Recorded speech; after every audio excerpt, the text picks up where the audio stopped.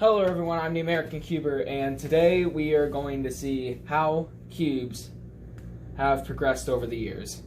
Now, I can talk about a lot of things whenever it comes to cubes, but I'm just going to stick to the hardware part. So here we have, like it might be the newest 3x3 on the market, other than the Diansheng 3x3, but we aren't going to talk about that. It's the MS3V1, and right here I have the standard version because I like it better, and I already gave the enhanced version away to one of my friends. So here I have the standard version, and the only difference between the standard and enhanced is that the enhanced has extra magnets in the center and in the edge, and from my experience, the enhanced just feels a lot looser and unstable, even though they were on the exact same settings out of the box. So I don't like the enhanced as much.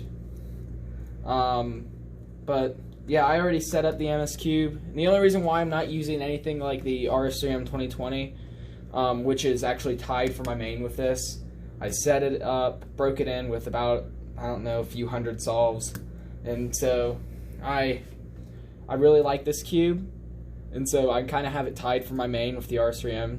But the reason why I don't have the RS3M with me is because this one just has more technology in it than that one, so I just decided to use this. So yeah, now just getting into looking at the cubes. Right here I have just it's not an original Rubik's Cube,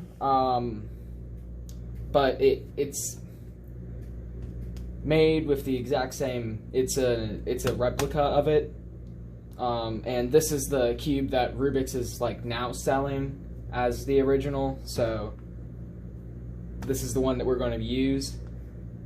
And so yeah, let's just dive right in.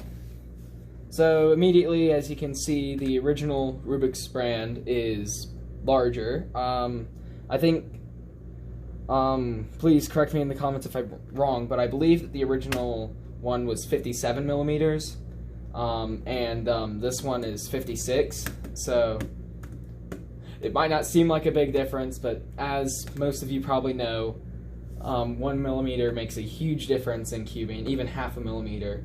Might not look like it, but in your hands you can feel the difference. I don't have an exact weight on these puzzles, but the MS Cube is definitely a little bit lighter than the Rubik's brand. So now, without further ado, let's just get into the pieces.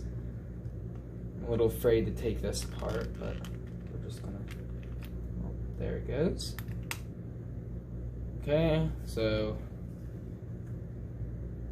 wait, I'm just gonna take that out later. So as we can see, the edge is just standard, blocky, hollow. It's very hollow. This like replica, I don't know if the original was the same because I wasn't born whenever the original came out, but yeah, just looking at this, it's definitely not where cube technology is nowadays. It's blocky, it's hollow. The pieces are actually a little bit thicker than what I thought it would be. The focus, there we go. Yeah, the pieces are a little bit thicker, the plastic. It's a little bit higher quality, but I guess this is a remake, so I don't know if that was on the original. But now getting into the corner, kind of same thing, kind of blocky. Again, hollow, thicker than I expected, but that's just the Rubik's brand for you. The core as well, it's just a standard, pretty bulky core. Yeah,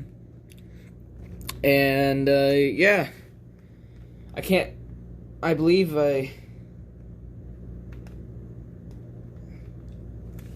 wait, can you take a center cap off of this? I don't want to try it, it might break. So yeah, that's just the original cube for you, and now I'm just going to put this back together before I get into the next one.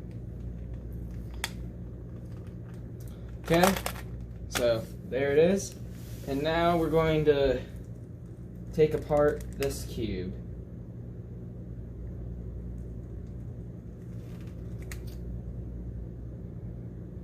So right away you can tell that the piece design is way different than the last one.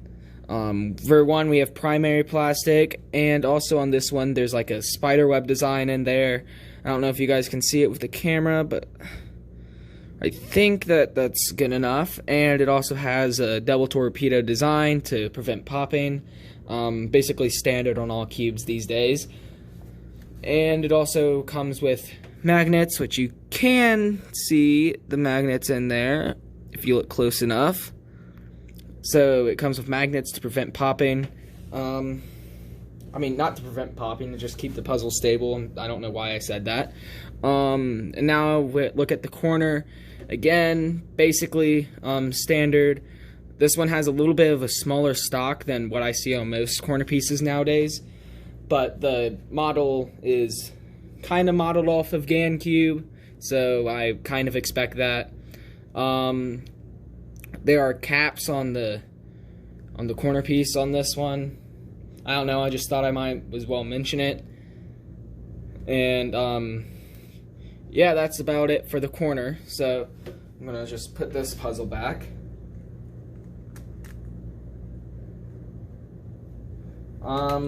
The only reason why I was wondering if I could take the center cap off is because on this one, on the MS Cube, you can take the center cap off and you get this ridiculous thing. I went into detail, at least some detail on this in my unboxing, so I'm not going to really go into detail again, but basically what you can do is you can use this outer thing to like adjust the tensions, and there are like little numbers on there, and then there's like an arrow right here. You guys probably can't see it, but it's there. It's kind of hard to see in person though as well, so take that in mind. That's something to keep in mind whenever you want to purchase this, if you do. But yeah, this is it's a great cube. I really like it. Again, it's tied for my main, so I'm a little biased whenever I say that you should get this cube. Do I think it's better than the RS3M 2020? No. So if you want that one, then you should definitely, if you want to decide between the two, definitely get the RS3M 2020. But again, this one's tied for my main, so if you go with either of them, it's perfectly fine. So yeah, now that that's out of the way, okay, excuse me. Okay, so now that that's out of the way, I was thinking that we can just do an average of 5 so that you guys can just get a feel for how these cubes work. Of course, corner cutting, I corner cut this way, so the original can corner cut about half a piece with 4s, and then reverse, there's nothing on reverse. And the MS Cube can corner cut past 45, not the best corner cutting out there, but as long as it can corner cut 45 pretty effortlessly, which it can, then that's really all the corner cutting that you need, because most likely you aren't even going to be corner cutting 45 degrees anyway. And the fact that corner cutting 45 on this cube is kind of effortless, that makes the smaller cuts even more effortless, which is really what you're going to be using it for. And then for reverse, it can go a full piece. No, not exactly a full piece, about right before the line. So overall, this is a great corner cutting puzzle. And yeah, I'm just going to be doing an average of 5, and I will get back with you. No, I'll just do the first solve with you on this cube, and then the first solve on this cube, and then I will get back to you after it is done. So let's just, I'll be using like session 15 for this cube, so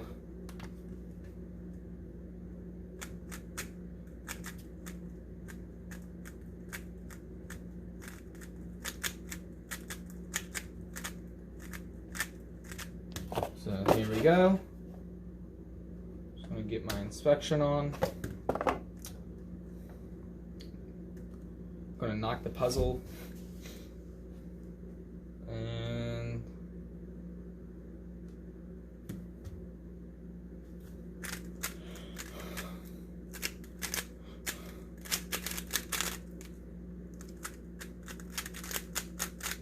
my number one fear is that I'm not solving close enough to the camera. And there's a +2. That's my fault, not the cube's fault, but it will count in this average.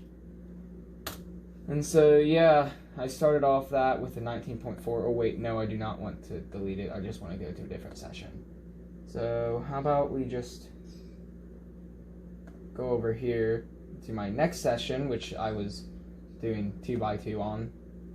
And we'll just do the first solve of this. Wait, was that in the way? Hopefully it wasn't. If the cube cover was in the way, that would have been bad.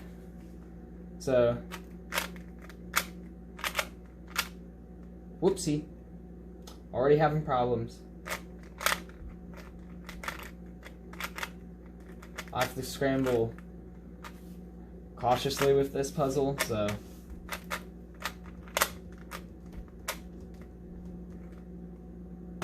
hopefully that's the right scramble. I think it is. I might have accidentally done an extra B move in there, but nothing's perfect, so I'm just gonna set that to the side. Might add a little bit, might make inspection time last a little bit less, but that's okay.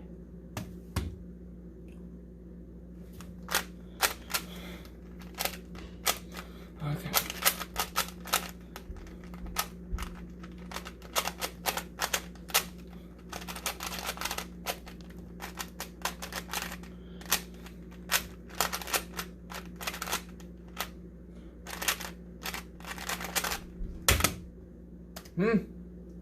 So I got a 21 on this first solve, and I will be back with you guys whenever I am finished.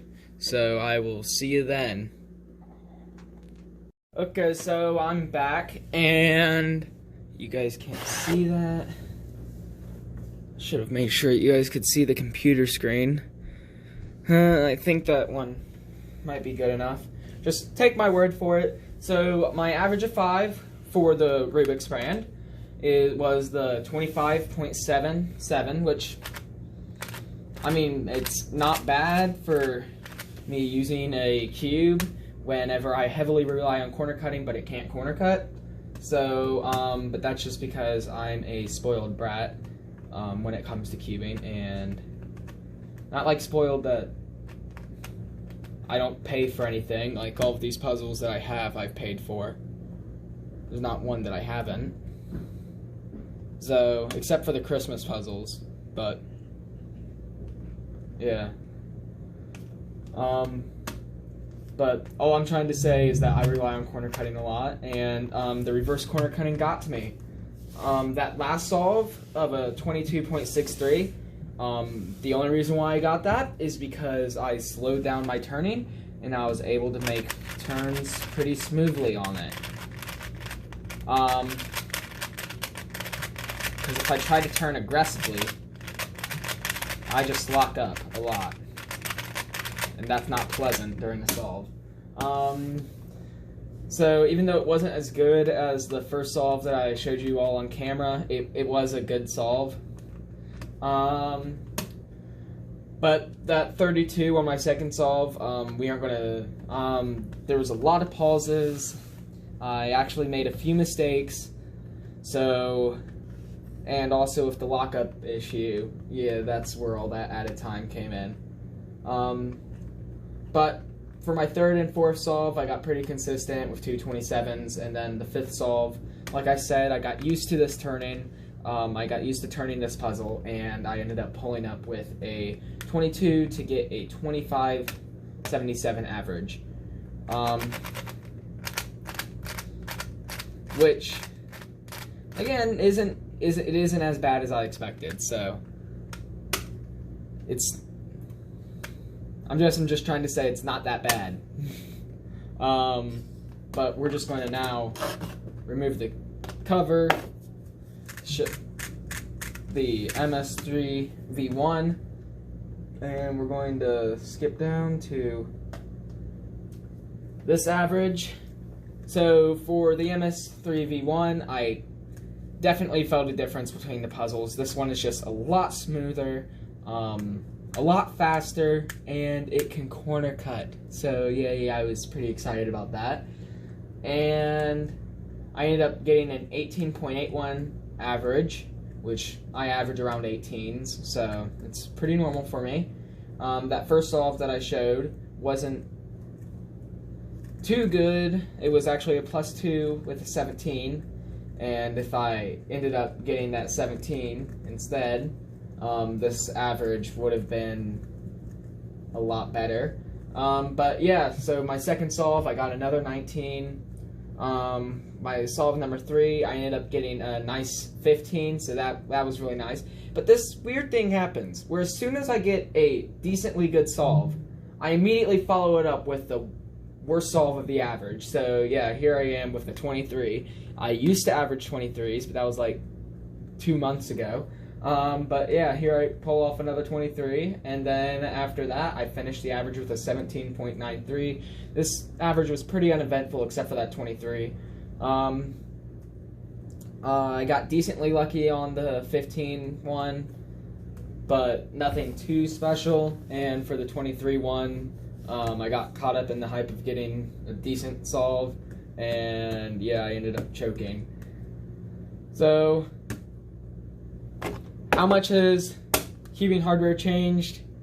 A lot. You've come from getting these blocky puzzles to getting these puzzles that just look nice.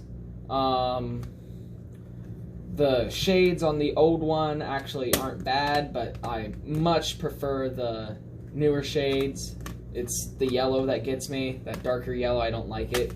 I'd much rather prefer the lighter yellow, but every other shade looks nice. So yeah, that's the conclusion of this. Puzzles have changed a lot, and for the good. I hope you enjoyed this video.